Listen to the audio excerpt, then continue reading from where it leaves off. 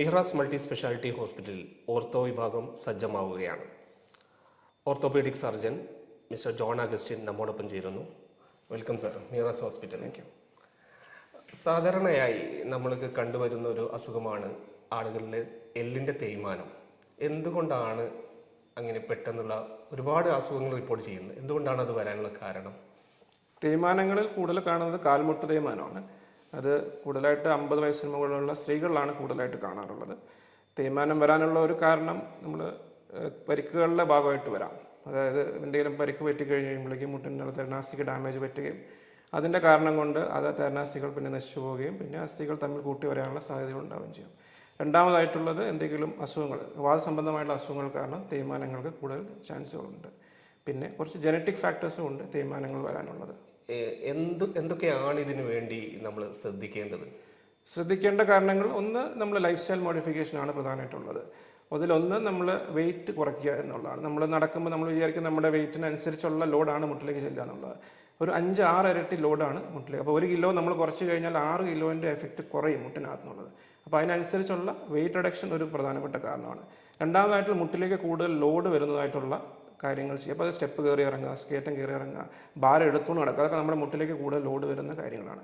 അതൊക്കെ ഒഴിവാക്കുക എന്നുള്ളതാണ്. പിന്നെ പ്രധാനമായിട്ടുള്ള കാര്യം വെച്ചാൽ മുട്ടിന് ചുറ്റുമുള്ള മസിലുകളെ ബലപ്പെടുത്താനുള്ള എക്സസൈസ്. അതായത് ആ ലോഡ് വരുമ്പോൾ അത് ഷെയർ ചെയ്യാനുള്ള മസിലുകൾക്ക് ബലം കൂട്ടി കൊടുക്കുക എന്നുള്ളത്. എന്തൊക്കെ പരിഹാരങ്ങളാണ് അതല്ലെങ്കിൽ എന്തൊക്കെ ചികിത്സകളാണ് ഈ ഒരു മേഖലയിൽ നമുക്ക് ചെയ്യാൻ കഴിയുന്നത്? തേയ്മാനത്തിൻ്റെ നമ്മൾ എക്സ്റേയും പരിശോധനയും വെച്ചിട്ട് ഒരു 4 സ്റ്റേജുകളായിട്ട് ഡിവൈഡ് ചെയ്തിട്ടുണ്ട്. 1, 2, 3, 4. അപ്പോൾ അതിനകത്ത് ഇനീഷ്യൽ സ്റ്റേജിൽ അത് കുറച്ച് കുറവുള്ള സ്റ്റേജ് എന്ന് പറഞ്ഞാൽ 1, 2 ആണ്. 3, 4 കുറച്ച് അഡ്വാൻസ് സ്റ്റേജുകളാണ്. അപ്പോൾ ഓരോ സ്റ്റേജിലും അതിൻ്റേതായിട്ടുള്ള ട്രീറ്റ്മെൻറ്റ് വ്യത്യാസമുണ്ട്. തുടക്കത്തിൽ അതിന് കുറച്ച് മരുന്നുകൾ, ആൻറ്റി ഇൻഫ്ലമേറ്ററി മെഡിസിൻസ് എടുക്കാം, പിന്നെ ഫിസിയോതെറാപ്പി ചെയ്യാം. ഈ പറഞ്ഞ ലൈഫ് സ്റ്റൈൽ മോഡിഫിക്കേഷൻ്റെ കാര്യങ്ങളൊക്കെ ശ്രദ്ധിച്ചു കഴിഞ്ഞാൽ അതിനകത്ത് മുമ്പോട്ട് പ്രോഗ്രസ് ചെയ്യുന്നത് കുറയ്ക്കാം. നമുക്ക് വന്ന തേയ്മാനത്തിനെ മാറ്റാൻ ഇപ്പം അഡ്വാൻസ് സ്റ്റേജിൽ മാറ്റാനുള്ള കാര്യങ്ങളില്ല. അത് അഡ്വാൻസ് ആയി കഴിഞ്ഞ് കഴിഞ്ഞാൽ പിന്നെയുള്ള മുട്ട് മാറ്റിയ ശസ്ത്രക്രിയ മാത്രമേ ഉള്ളൂ അതിനുള്ള പ്രതിവിധി. പിന്നെ ഉള്ളത് ഇപ്പോൾ വരുന്ന ലേറ്റസ്റ്റ് ആയിട്ടുള്ള കുറച്ച് ടെക്നോളജി, റീജനറേറ്റീവ് തെറാപ്പി എന്ന് പറയുന്നത് PRP എന്ന് പറഞ്ഞാൽ പ്ലേറ്റ്ലെറ്റ് റിച്ച് പ്ലാസ്മ എന്നുള്ളതാണ്. നമ്മുടെ ശരീരത്തിലെ ബ്ലഡിൽ നിന്ന് പ്ലേറ്റ്ലെറ്റിനെ മാത്രം ഐസൊലേറ്റ് ചെയ്ത് അതിനെ കോൺസെൻട്രേറ്റ് ചെയ്ത് അത് ഈ മുട്ടിലേക്ക് ഇഞ്ചെക്ട് ചെയ്യുന്ന ഒരു ഇത്തരം ചികിത്സകൾ നമുക്ക് മിഹ്റാസിൽ ഇംപ്ലിമെന്റ് ചെയ്യും. തീർച്ചയായിട്ടും ചെയ്യാൻ കഴിയും. അതിനകത്ത് സേഫ്റ്റി കാര്യങ്ങൾ കുറച്ചും കൂടെ നല്ലതാണ്. കാരണം നമ്മൾ തന്നെ ബ്ലഡ് എടുക്കുന്നതുകൊണ്ട് അതിനകത്ത് റിയാക്ഷൻസ് വരാനുള്ള സാധ്യതകൾ കുറവാണ്. പിന്നെ അതിനകത്തുള്ളത് നമ്മൾ ഈ പ്ലേറ്റ്ലെറ്റിനകത്ത് തന്നെ ഗ്രോത്ത് ഫാക്ടേഴ്സ് ഉണ്ട്. അപ്പോൾ അത് നമ്മൾ ഈ നശിച്ചുപോയ തെരണാസ്ഥികളെ കുറച്ച് റീജനറേറ്റ് ചെയ്യാൻ സഹായിക്കുന്നുള്ളതാണ്.